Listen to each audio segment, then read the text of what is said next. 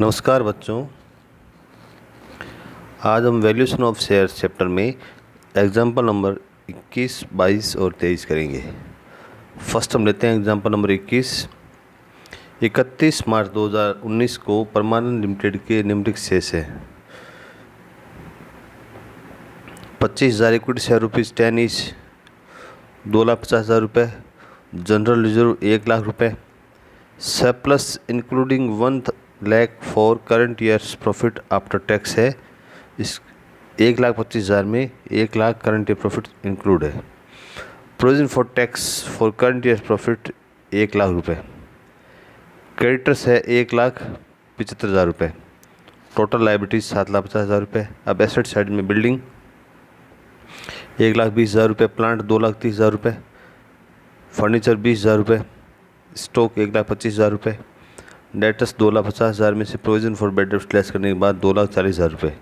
Cash at bank 10,000 रुपये और share issue expenses 5,000 रुपये। ये टोटल एसेट्स 7,50,000 रुपये। अदर इन्फॉर्मेशन में भवन, प्लांट एंड मशीनरी और फर्नीचर का बाजार मूल्य क्रम से 2 लाख रुपये। पहले था 1,20,000 बिल्डिंग, अब 2 लाख हो गई। और प्लांट एंड मशीनरी 2,30,000 थी, अब 2,40,000 रुपये हो गई। फर्नीचर पहले 20,000 था, अब 15,000 हो गया।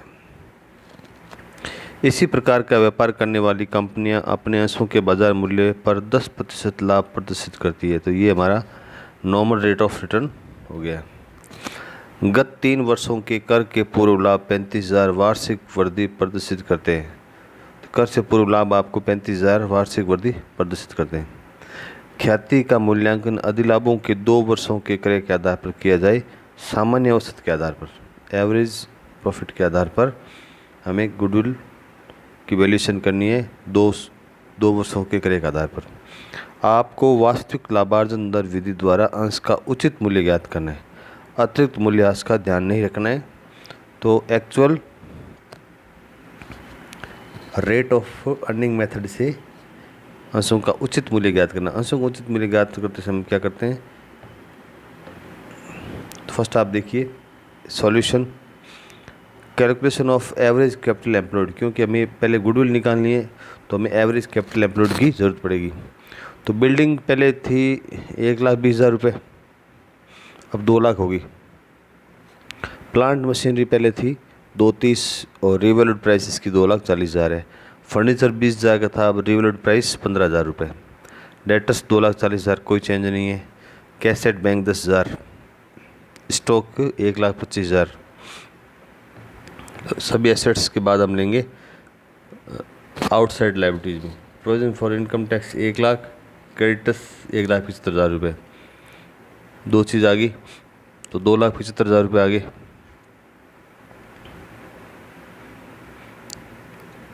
इसमें से ये क्लोजिंग कैपिटल एम्प्लॉयड हमारी आ गई 5,55,000 रुपये। इसमें से हम half of current years profit, तो हमारा करंट ईयर प्रॉफिट 1 लाख रुपये दिया हुआ है, उसका आधा 50,000 रुपये यहाँ आ जाएगा। तो एवरेज कैपिटल एम्प्लॉयड हमारी 5,05,000 रुपये आ जाएगी। सेकंड हमें निकालना है सुपर प्रॉफिट। तो प्रॉफिट फॉर 2018-19 बिफोर टैक्स है 2 लाख रुपये। अब वो कह रहा है 35,000 रुपये प्रति वर्ष वृद्धि प्रदर्शित करता है। जैसा आपकी क्वेश्चन में देखो, आप गिवन है कि गत 3 वर्षों के कर पूर्व लाभ 35,000 वार्षिक वृद्धि प्रदर्शित करते हैं। ये लिखा हुआ है profit before tax for the 3 years have shown as increase of ₹35,000 annually. तो 35,000 रुपये आपको एनुअली। अब आप इस साल का प्रॉफिट देखिए, कर से पूर्व लाभ लेने हमें। तो यहाँ जो टैक्स है, प्रोविजन फॉर टैक्सेशन है 1 लाख रुपये और current year profit after tax 1 lakh रुपये। तो 1 लाख रुपये तो आफ्टर टैक्स है, टैक्स हमारा 1 लाख रुपये, तो दोनों मिला के बिफोर टैक्स हमारा 2 लाख रुपये इस साल का करंट ईयर का प्रॉफिट हो जाएगा। क्योंकि 1 लाख तो प्रॉफिट दिया हुआ है और 1 लाख टैक्स है, उस पर टैक्स जोड़ने पर 2 लाख रुपये टैक्स है, वो बिफोर टैक्स हमारा प्रॉफिट आ जाएगा। तो इसमें हम 35,000 रुपये हर साल कम कर देंगे, तो 3 साल का लेना है, गत 3 वर्षों का लेना है। तो 3 साल का लेंगे हम तो 2 लाख रुपए तो 18-19 के हो गए। 2 लाख में से 35,000 लेस करेंगे तो 1,65,000 रुपये 17-18 के हो जाएंगे। अब इस 1,65,000 में से 35,000 लेस करेंगे तो 16-17 के हो जाएंगे 1,30,000 रुपये। टोटल प्रॉफिट ऑफ 3 ईयर्स हो जाएंगे 4,95,000 रुपये।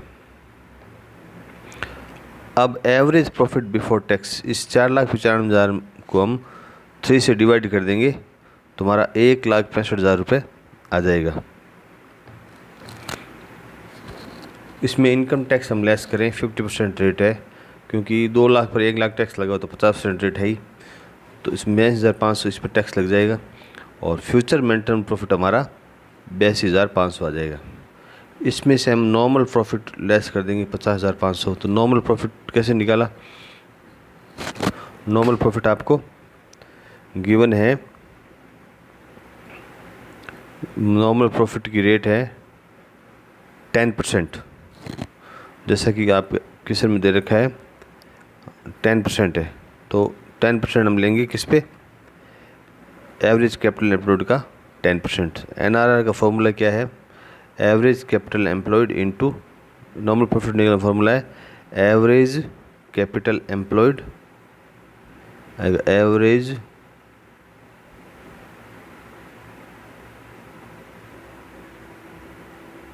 कैपिटल एम्प्लॉयड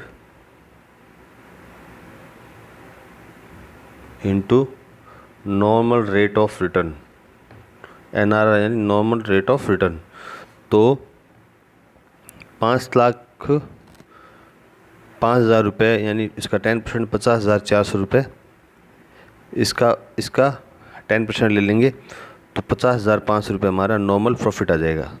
तो नॉर्मल प्रॉफिट लेस कर देंगे तो ये सुपर प्रॉफिट 32,000 रुपये आ जाएगा। अब इस सुपर प्रॉफिट का 2 गुना जिसमें आपका है किसका है? अधिलाभों के 2 वर्षों के क्रय के आधार पर। तो अधिलाभ यानी सुपर प्रॉफिट इंटू 2 ईयर्स कर देंगे तो 64,000 वैल्यू ऑफ गुडविल आ जाएगी। अब हमें निकालना पड़ेगा नेट एसेट्स, क्योंकि नेट एसेट्स में गुडविल ऐड होती है और जो कैपिटल एम्प्लॉयड उसमें गुडविल ऐड नहीं होती है। तो capital employed as point first हमारा 5,55,000 जो पिछले पॉइंट फर्स्ट में निकाला था उसमें कैपिटल ऐड कर दिए, गुडविल ऐड कर देंगे 64,000 रुपये, तो 6,19,000 हमारी नेट एसेट्स आ जाएगी। अब हम लेते हैं, अब इसने फेयर वैल्यू पूछी है तो फेयर वैल्यू हम क्या करेंगे? जो इंट्रिंसिक वैल्यू है प्लस यील्ड वैल्यू है उनका टोटल करके 2 से डिवाइड करेंगे तो हमारी फेयर वैल्यू आ जाएगी। तो नेट एसेट्स 6,19,000 है। देखो इंट्रिंसिक वैल्यू में फॉर्मूला है net assets upon number of equity share. तो नेट एसेट्स हमारी 6,19,000 है और इक्विटी शेयर 25,000 है, तो 24.76 आंतरिक मूल्य यानी इंट्रिंसिक वैल्यू आ जाएगी। अब निकालनी एक्चुअल रेट ऑफ रिटर्न। तो इसका फॉर्मूला है profit and average profit after tax but before interest. इसमें डिबेंचर है नहीं तो हमें इसमें इंटरेस्ट ऐड करने की ज़रूरत नहीं पड़ेगी। तो app profit and upon net capital employed into 100। तो नेट कैपिटल एम्प्लॉयड या नेट एसेट्स एक ही बात है, तो 82,500 ये प्रॉफिट एंड आ जाएगा, ये आफ्टर टैक्स है। और एवरेज नेट कैपिटल एम्प्लॉयड 6,19,000 हो गया, इंटू 100 करेंगे तो 13.33% हमारा एक्चुअल रेट ऑफ रिटर्न आ जाएगा। फिर लेते हैं वैल्यू ऑफ पर शेयर, जो यील्ड मेथड से हैं। तो actual rate of return upon NRR into paid up value. तो 13.33 हमारा एक्चुअल रेट ऑफ रिटर्न है। एनआरआर ₹10 गिवन है, 10% गिवन है और पेड अप वैल्यू ₹10 है।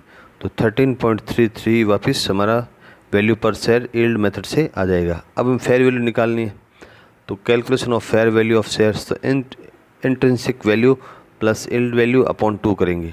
तो इंट्रिंसिक वैल्यू हमारी है 24.76 जो यहाँ पर दे रखी है 24.76, और जो यील्ड मेथड से हमने निकाली वो है 13.33%, 13.33 पर शेयर। तो दोनों को ऐड कर देंगे और 2 से डिवाइड कर देंगे तो 19.05 हमारी फेयर वैल्यू ऑफ शेयर आ जाएगी। नेक्स्ट एग्जाम्पल लेते हैं 22 नंबर। अडवाणी एक्सपोर्ट लिमिटेड के निम्नलिखित विवरण उपलब्ध हैं। पूंजी आपको 45,000, 6% preference share ₹10 fully paid up है, और 45,000 इक्विटी शेयर ₹10 ये भी फुली पेड अप है। एक्सटर्नल लायबिलिटीज 75,000 है। रिजर्व एंड सरप्लस 35,000 है। कंपनी द्वारा प्रतिवर्ष कर के पश्चात कमाए गए लाभों का औसत 85,050 रुपये है। प्रॉफिट आफ्टर टैक्स का एवरेज दे रखा है। इसी प्रकार की कंपनी द्वारा इक्विटी अंशों पूर्ण प्रदत्त के बाजार मूल्य पर सामान्य लाभ 9% है। ये नॉर्मल रेट ऑफ रिटर्न है। कंपनी प्रतिवर्ष 10,000 संचय में स्थानांतरित करती है, यानी ट्रांसफर टू रिजर्व 10,000 करती है, यह मानते हुए कि कुल संपत्तियों में से 3500 की कृत्रिम संपत्तियां अन्य गैर चालू संपत्ति है, यानी अदर नॉन करंट एसेट्स है। अंश का उचित मूल्य ज्ञात कीजिए। उचित मूल्य ज्ञात करने के लिए हमें intrinsic value plus yield value दोनों निकालकर उस 2 से डिवाइड करना पड़ेगा। पहले हम निकालते हैं इंट्रिंसिक वैल्यू ऑफ शेयर्स में, क्योंकि अब हमें इस साइड हमें जरूरत पड़ेगी नेट एसेट्स की। तो नेट एसेट्स के लिए हमें एसेट्स गिवन नहीं, हम लायबिलिटी साइड से निकालेंगे। तो क्या करेंगे, जो assets gross assets will be equal to capital, reserve and surplus and liabilities. Gross जो एसेट्स है वो कैपिटल, रिजर्व एंड सरप्लस और लायबिलिटीज़ की इक्वल होती है। तो हम ग्रॉस एसेट्स देखें, इक्विटी शेयर कैपिटल दे रखी है, preference share capital, equity share 4,50,000, preference share भी 4,50,000 रुपये, रिजर्व सरप्लस भी 3,50,000 रुपये। तो 9,35,000 रुपये में से हम क्या करेंगे, अब हम अगर लायबिलिटी यहाँ जोड़ें तो लायबिलिटी नीचे लेस करनी पड़ेगी। तो इसका जो परफॉर्मा है मैं बता चुका हूँ, उसमें equity share capital, preference share capital, reserve and surplus में से कोई फिक्टिशियस एसेट्स है वो लेस कर देंगे। तो इसमें 9,35,000 रुपये है, कैपिटल प्लस रिजर्व सरप्लस आया, उसमें से 3500 रुपये जो आपको अदर नॉन करंट एसेट्स को हम लेस कर देंगे, तो 9,31,500। इसमें से हम जो पीएस कैपिटल है 4,50,000 लेस कर देंगे। जो अब जो नेट एसेट्स बचेगी वो इक्विटी शेयर होल्डर्स की होगी। तो यहाँ जो 4,21,500 रुपये वो net assets available to equity share holders. इसका जो पैटर्न है वो देखने के लिए आप इससे पहले जो क्लास है उसमें देखना। अब हम देखते हैं इंट्रिंसिक वैल्यू ऑफ शेयर्स में net assets for equity share holders upon number of equity shares. तो equity share net assets available to equity share holders है 4,21,500 और नंबर ऑफ इक्विटी शेयर्स 45,000 है। तो वैल्यू पर शेयर आ जाएगी 10.70। अब हमें यील्ड मेथड से और निकालनी पड़ेगी। तो एवरेज प्रॉफिट आफ्टर टैक्स, तो आफ्टर टैक्स चाहिए हमें 85,050 rupees, less transfer to reserve 10,000 रुपये, और प्रेफरेंस शेयर डिविडेंड 27,000 रुपये। तो 37,000, 27,000 प्रेफरेंस शेयर डिविडेंड कहाँ से आया, देखिए आप, प्रेफरेंस शेयर कैपिटल कितनी है 45,000 का 6%, तो 27,000 आ जाएगा।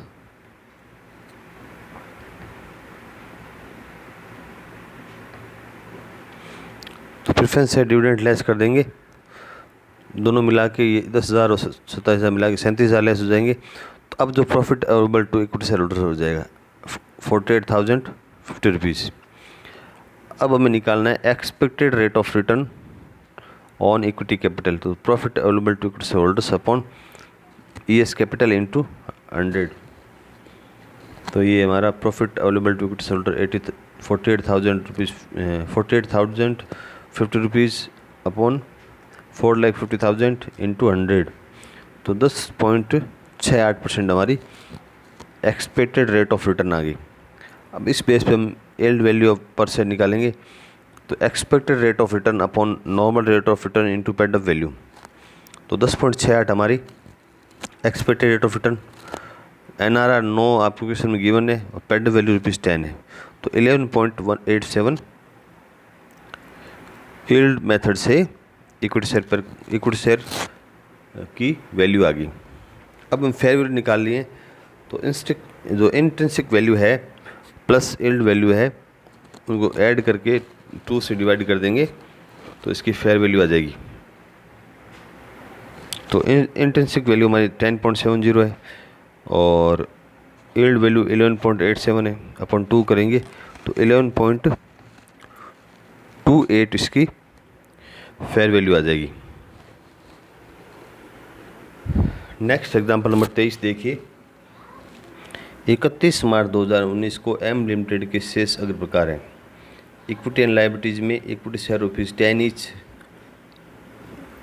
₹8,50,000, करंट लायबिलिटीज में ₹2 लाख, टोटल 10,50,000। और एसेट्स में सन्ड्री एसेट्स एक ही चीज़ है 10,50,000। नीचे दे रखा है अदर फर्म्स ने। व्यवसाय का औसत शुद्ध लाभ 3 लाख रुपए। इसी प्रकार के सामान्य अंशों पर अनुमानित सामान्य प्रताय 20% है, यानी NRR आपका 20% गिवन है। यह देखा गया कि पुनर्मूल्यांकन पर विविध संपत्तियों का मूल्य उसके पुस्तक मूल्य से 1 लाख रुपये अधिक है। एसेट्स की वैल्यूएशन करने पर उसकी वैल्यू 1 लाख रुपये ज़्यादा आई है। ख्याति का मूल्यांकन अधिलाभों के 3 वर्ष के क्रय के आधार पर किया जाता है। सुपर प्रॉफिट के 3 वर्षों के क्रय के आधार पर हम गुडविल का वैल्यूएशन करेंगे। वास्तविक प्रत्याय दर विधि के आधार पर सामान्य अंश का उचित मूल्य निर्धारित कीजिए। एक्चुअल रेट ऑफ रिटर्न के बेस पर जो अंश का है फेयर वैल्यू निकालनी है।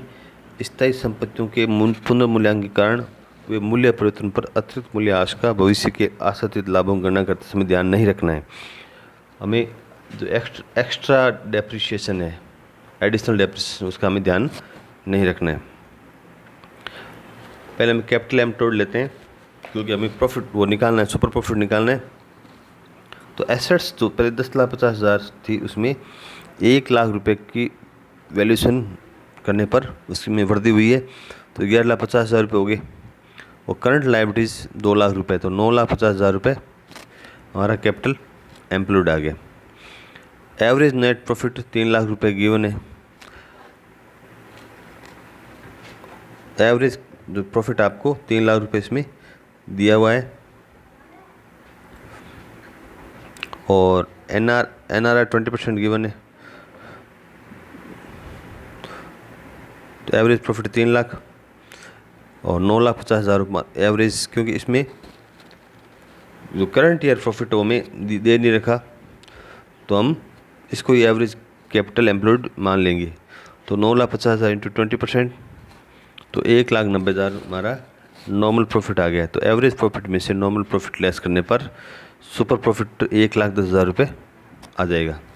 गुडविल है वो सुपर प्रॉफिट इंटू 3 करेंगे तो 1,10,000 सुपर प्रॉफिट और 3 ईयर्स परचेज है तो इंटू 3 कर देंगे तो 3,30,000 गुडविल आ जाएगी।